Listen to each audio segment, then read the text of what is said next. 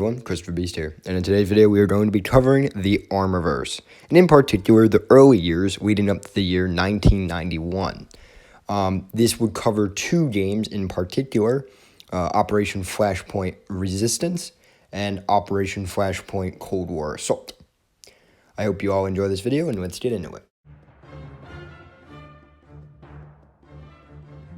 The earliest game in the ArmaVerse is Operation Flashpoint Resistance. The game begins in 1982 and details the events on a small island nation called Nagovia. So Nagovia had previously declared independence from the Soviet Union and had become very democratically led. However, a Soviet-backed coup was trying to attempt to reinstall communism within the country.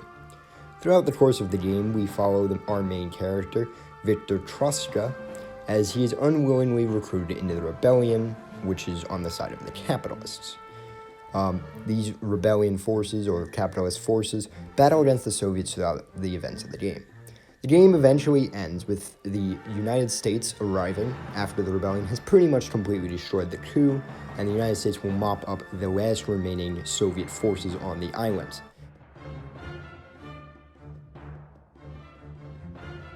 Jump ahead to 1985 now, where the next game in the ArmaVerse is taking place, which is Arma Cold War Crisis or Cold War Assault. So the game pretty much starts off with the idea that Gorbachev, who is now the leader of the Soviet Union by the events of the game, has started to institute his reforms like he does in our reality. However, these reforms are going to cause hardliners and strong-bred Soviets to really not like him, and they're going to reject these ideas and try to strengthen and radicalize communism.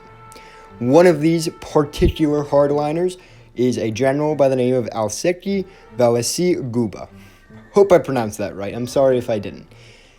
This commander, or general, will invade the islands of Evron in an attempt to start a war, and again, in an attempt to save communism, as he believes that if the forces of capitalism and communism, NATO and Soviets, are fighting, then there is a much higher chance that communism will be radicalized and people will go to arms to defend communism.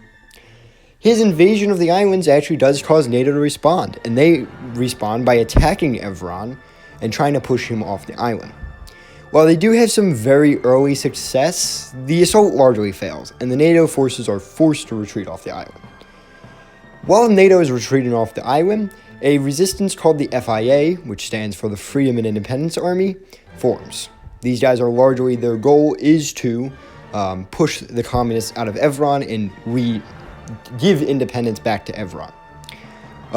One person named David Armstrong will join the FIA and will largely help NATO and the FIA fight against the Soviets during the events of the game. Armstrong will head to the neighboring island of Malden, which at this point was not controlled by the Soviets. However, a little bit after he gets there, Guba and the Soviets will attack. Guba quickly advances on Malden, and it seems like he might conquer the island. However, a NATO counteroffensive begins, which is largely successful, and they begin pushing south. After a largely successful push south, NATO prepares to re-land on Evron. They do so, and they proceed to push from northern Evron, heading south with the goal of pushing Guba off the island. The success of NATO on Evron caused the USSR to begin full mobilization. The USSR is going to state that this is purely for defensive purposes. However, it does show that the USSR was willing to begin a full-scale war over this. NATO forces are going to learn about two Scud missiles that Guba plans to launch. His goal being, if he can launch these missiles and cause some detonations, he might be able to start a nuclear war.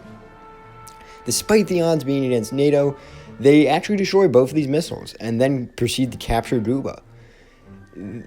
Shortly after this event and the events of the game, all Soviet hardliners are neutralized on the islands.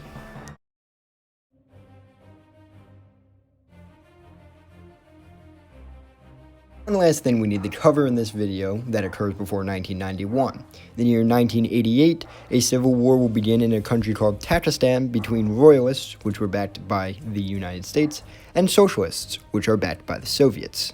I hope you enjoyed this video, as I plan to make more videos covering the ArmaVerse. It's a quite interesting lore group, and Honestly, the stories told by Arma and its games are quite amazing, especially when the fact that Vigor, being another game made by Bohemia, very might well take place within the ArmaVerse. If you enjoyed this video, make sure you give it a like. If there's anything you think I should have covered and didn't cover, make sure you put it in the comments. And I'll see you all next time.